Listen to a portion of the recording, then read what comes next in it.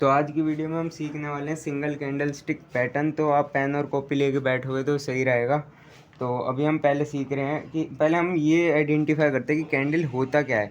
तो कैंडल होती है ये, अब आपके स्क्रीन के सामने दो कैंडल दिख रही है, एक है बुलिश और एक है बियरिश।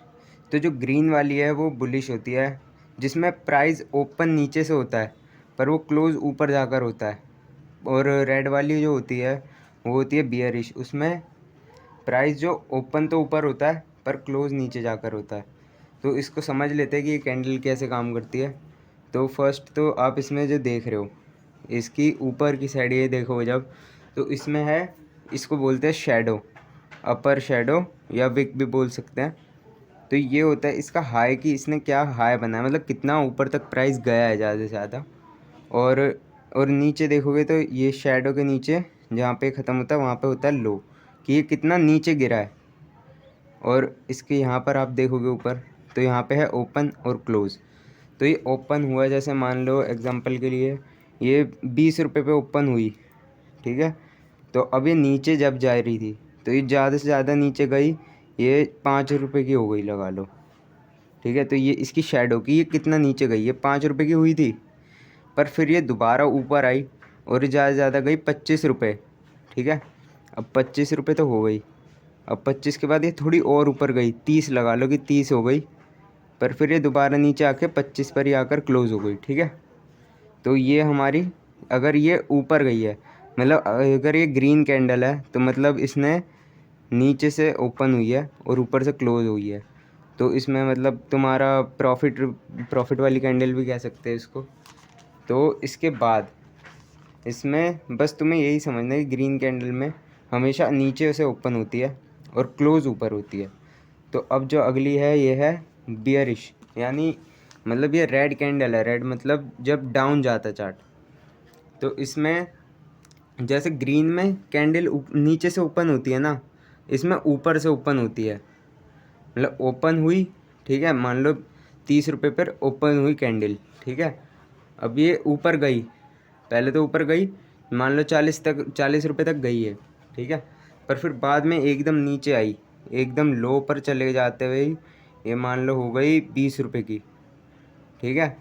अब 20 रुपये से ये फिर दोबारा बढ़ी और बढ़ के ज़्यादा से ज़्यादा आ गई 25 रुपये, ठीक है। तो अब ये 25 रुपये पे मतलब हमारा 5 रुपये का इसमें लॉस देख सकते हैं इस कैंडल में, कि 5 रुपये घट गए इस कैंडल के। अब ये आप अगर अपना डीमेट अकाउंट खोलोगे तो उसमें आपको ये भी दिख जाएगा कि क्या कहते हैं, कि कितने मिनट के टाइम फ्रेम पर आप देख रहे हो। तो हर किसी उसके हिसाब से अलग होता है, जैसे 1 मिनट, 2 मिनट या कुछ भी, मतलब अलग अलग तरीके से होता है, 5 मिनट का, 1 मिनट का या 3 मिनट का। तो तुम्हारे ऊपर है कि तुम्हें किस पर देखना है। तो उसके बाद अब जैसे ये 25 पर क्लोज़ हो गई, तो मतलब ये चार्ट को, मतलब रेड कैंडल का मतलब है कि चार्ट नीचे जा रहा है, डाउन जा रही है मार्केट। और अब हम सीखते हैं कि इसका मतलब कैंडल स्टिक पैटर्न क्या है। ये जो हमने अभी दिखाया है ये बस हमने कैंडल की इन्फॉर्मेशन दी है, ये कोई मतलब पैटर्न वैटर्न नहीं है। तो पैटर्न अब समझते हैं। तो पैटर्न पहले हमारा आता है, जो आता है हैमर। हैमर आता है बुलिश में। तो अगर ये एक चीज़ आपको समझनी है, अगर कभी भी चार्ट के बॉटम में, मतलब एकदम नीचे में अगर कोई भी पैटर्न बने तो मतलब चार्ट ऊपर जाएगा। जैसे कोई बुलिश है तो बुलिश हमेशा चार्ट के नीचे बनता है, ना कि ऊपर की साइड। तो जैसे ये मान लो, ये देख लो एक बारी, जैसे चार्ट के नीचे में अगर ये बन गया तो इसका मतलब ये बुलिश है। तो अब जैसे यहाँ पर एक एग्जांपल के साथ दिखा देता हूँ। अब जैसे यहाँ पर ये हैमर बना हुआ है, ठीक है। अब इसके बाद ये देखो ऊपर जा रहा है चार्ट, ठीक है। तो अब हमें इसमें ये देखना है कि हमें एंट्री लेनी कहाँ से, मतलब हमें कहाँ पर बाय करना है ये। और तो इसमें हमें बाय करना है, पहले हम अपना पैटर्न बनने देंगे, फिर पैटर्न के बाद कंफर्मेशन के लिए उसकी अगली कैंडल बनने का वेट करेंगे। तो जैसे अगली कैंडल अगर उसका हाई पार कर देती है, मतलब जो उसने हाई बनाया है उसके ऊपर नेक्स्ट कैंडल जाकर क्लोज़ होती है। मान लो उसने 20 रुपये का हाई बनाया और कैंडल 21 रुपये पर क्लोज़ हो जाती है, तो मतलब एक हमें उसका इंडिकेटर मिल रहा है कि क्या कहते हैं, चार्ट मतलब मार्केट ऊपर जाने वाली है। तो हम वहाँ पर उसको बाय कर लेंगे। और हम भाई स्टॉप लॉस लगाना बहुत ज़रूरी है। अब जैसे हमने ये देखा कि हमारा हैमर बन गया, ठीक है। तो अब हमें जो हैमर का लो है लो शेडो जो बनी थी, वेक बनी थी लो, तो उस पर हमें स्टॉप लॉस लेना है कि अगर चार्ट उससे नीचे चले जाए तो हम सेल कर दे उसको, फिर मतलब अपने पास ना रखें, क्योंकि कई लोग ऐसे होते हैं कि अपने पास रखते सोचते हैं कि ऊपर जाएगा ऊपर जाएगा, पर भाई वो एकदम नीचे ही जाता रहता है। फिर उस चक्कर में अपना मान लो 20 रुपये का लॉस होता है तो उसकी जगह हमें 100-200 का लॉस भी बुक करना पड़ जाता है कभी कभार। तो फिर बस ये है कि स्टॉप लॉस बहुत मेन है, और हमेशा ये याद रखना है कि जो भी बुलिश बनेगा हमेशा चार्ट के नीचे बनेगा, मतलब नीचे में बन रहा होगा वो डाउन ट्रेंड में, और जो बियरिश होगा वो बन रहा होगा हमेशा ऊपर में अप ट्रेंड में। फिर वहाँ से मतलब ये मार्केट रिवर्स हो जाती है, रिवर्स ट्रेंड में भी ये कहते हैं इसे। और बस, और अगला इसका सीखते हैं हैंगिंग मैन। हैंगिंग मैन जैसे ये, अगर देखने में तो दोनों चीज़ सेम लग रही है, दोनों ही हैमर लग रहे हैं, पर अगर ये चार्ट के ऊपर में बनता है टॉप में तो इसको बोल देते हैं हैंगिंग मैन। अब ये तो मैंने समझा ही दिया कि ऊपर बन गया तो मतलब फिर बियरिश है, तो ऊपर बन गया तो मैं मतलब वहाँ पे ये ऑप्शन ट्रेडिंग करो तो उसमें भी मतलब ऊपर आप सेल मतलब वो कॉल बाय कर सकते हो, ऐसा भी होता है कॉल एंड पुट, तो वो हम बाद में कभी समझेंगे। तो अभी हम ये दिखा देते हैं। अब आ जाते हैं हम अपनी नेक्स्ट कैंडल पे, जिसका नाम है inverted hammer and shooting star. तो शूटिंग स्टार और इन्वर्टेड हैमर में क्या है, और पहली बात इसमें ना कलर मैटर नहीं करता बिल्कुल भी, क्योंकि कोई भी कलर हो सकता है, रेड में भी हो सकती है या फिर ग्रीन में भी हो सकती है। बस ग्रीन और रेड ये दिखाते हैं हमें कि मतलब ऊपर जा रहा है या फिर नीचे, मतलब कि इस कैंडल ने कितना ऊपर गई है या फिर कितना नीचे रुपए इसने लॉस में गई है। वैसे कलर मैटर नहीं करता, अगर हमारा मान लो रेड कलर का भी हैमर या कुछ बनता है तो कोई दिक्कत नहीं है उसमें। तो अब आ जाते हैं इन्वर्टेड हैमर। अब जैसे ये भी सेम ही हुई है, अगर चार्ट के नीचे बनेगा ये तो मतलब कि मार्केट ऊपर जाएगी, बुलिश हो गया। पर अगर यही चीज़ सेम चार्ट के नीचे में बनेगी, नहीं, अगर यही सेम चीज़ चार्ट के ऊपर में बनेगी तो ये हो गया शूटिंग स्टार, मतलब कि ट्रेंड रिवर्स होने वाला है और मार्केट नीचे आने वाली है, और अगर नीचे बनता है तो मतलब ऊपर जाने वाली है। बाकी तो इतना इसमें कॉम्प्लिकेटेड नहीं है, बाकी कुछ यूट्यूबर ज़्यादा ही कॉम्प्लिकेटेड बना देते हैं इसे। तो अब आ जाते हैं नेक्स्ट पे, वैसे बहुत इजी है। अब आ जाते हैं डोजी, जो है ये दिख रहा है आपको ड्रैगन फ्लाई डोजी। तो इसमें क्या मैं एक चीज़ तो बता दूं, वैसे ये कैंडल स्टिक पैटर्न्स तुम देख रहे हो ना, बस देख के ही समझ जाओ, इतना आसान है ये कि मतलब बस एक बार ही तुम समझ जाओ तो। और उसके बाद बस ये है कि बॉटम में अगर कोई भी पैटर्न बने, कैंडल स्टिक पैटर्न अगर बॉटम में बने तो मतलब कि ऊपर जाएगा चार्ट, मतलब मार्केट बढ़ेगी, मार्केट की वैल्यू।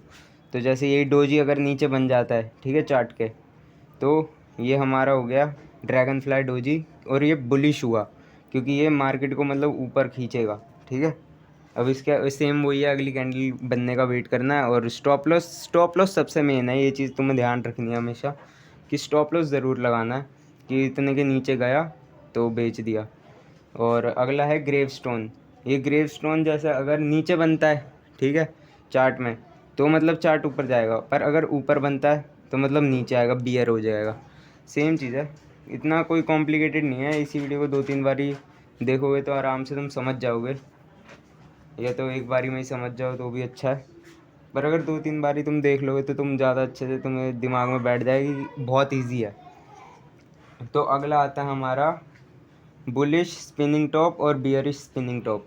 तो ये सेम ही दिख रहे हैं दोनों, और इसमें कलर कोई भी हो सकता है, रेड ग्रीन या ग्रीन रेड।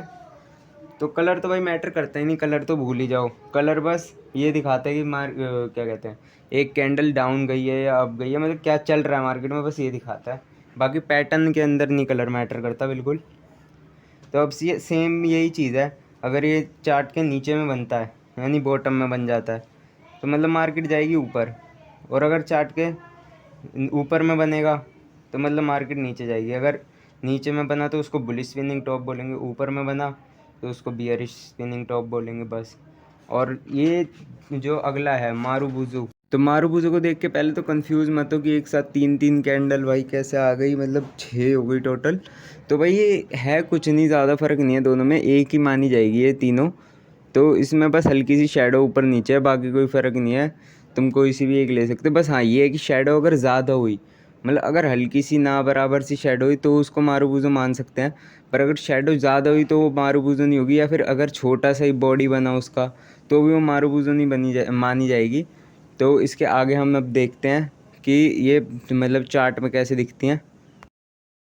तो जैसे अभी तुम ये देख सकते हो कि यहाँ पर ये मारुगुजो बन रखा है। अब ये देखो, ये नीचे से डाउन ट्रेंड में बन रहा है। पहले चार्ट ऊपर था, नीचे आया, पर फिर ये बना, और इसके ऊपर देखो कितनी बड़ी कैंडल बनी है। अब इसके ऊपर एक छोटी सी बनी, और उसके बाद देखो भाई कैसे ऊपर ही ऊपर जा रहा है ग्राफ। तो कलर तो पहली बात मैटर नहीं करता, ये तो मैं कितनी बारी बोल चुका हूँ।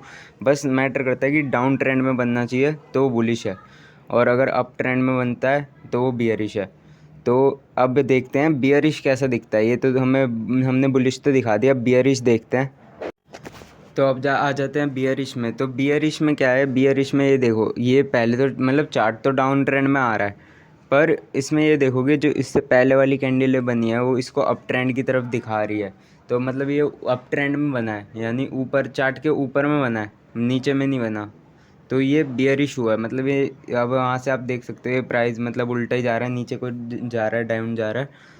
बस यही थी आज की वीडियो। ये आई होप तुम्हें समझ आया हो। अगर नहीं समझ आया तो एक दो बारी और भाई वीडियो देख लेना रिपीट करके, तुम्हें समझ आ जाएगा पक्का। तो बस यही था आज की वीडियो में, मिलते हैं नेक्स्ट वीडियो में, बाय।